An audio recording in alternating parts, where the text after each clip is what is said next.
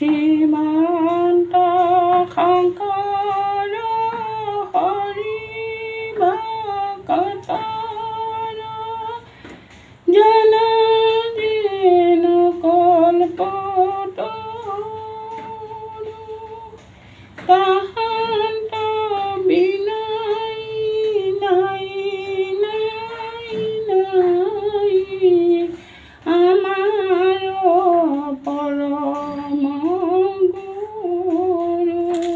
কৃষ্ণ গীতা পাঠ পঢ়ি লৈছোঁ।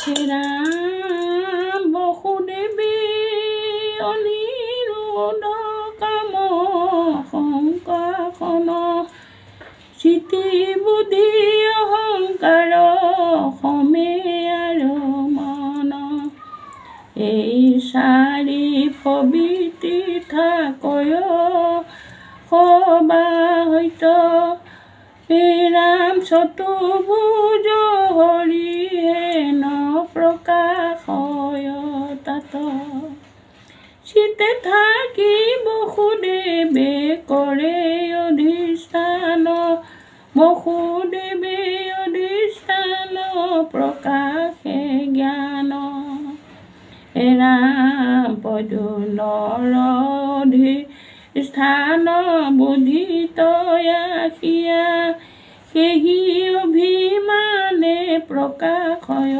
বিদ্যা মায়া ৰাম কাম সুতয় নিৰোধ মনয় অধিষ্ঠান বিষয় বৈৰাগয়িত কৰয় প্ৰধান ৰাম শংকৰখনে অধিষ্ঠানে কৰে অহংকাৰ একে অহংকাৰ হয়ে ত্ৰিবিধি প্ৰকাৰ ৰাম যিমতে ত্ৰিবিধি হয় শুনা নাম কওঁ অজ্ঞানে যে অভিমানয় পৰয় মোহ ৰাম অজ্ঞানে গোটক চন্দ্ৰ জ্যোতি বোলে কয় অভিমানে কৃষ্ণ পৈষ জানিবা নিশ্চয় ৰাম কক হয়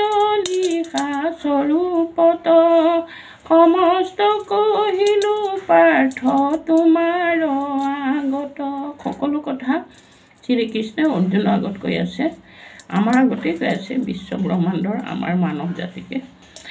ৰাম অগ্নি জ্যোতি অভিমানে জানাব সুদেৱে জাত পৰে প্ৰকাশ আন নাহি কেবে ৰাম পদুন যে অভিমানী শুকলা পখৰে যাহাৰ প্ৰকাশে বিতক দূৰ কৰে বিদায় অভিমানে জানিবা অনিৰুদ্ধ যাহাৰ প্ৰসাদে মন সুস্থ আৰু শুদ্ধ।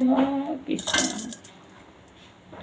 অপৰাধ বিনাশন তজু নামে নাৰায়ণ জানি নামে পখিলো শৰণ আন গতি নাইকে মৰণ অপৰাধ ক্ষমা কৰি তুমি দয়াশীল হৰি মোক ৰক্ষা কৰিও চৰণে ৰাম মোক ৰক্ষা কৰিও চৰণে হৰি ৰাম কৰিবা। Thank you, Krishna.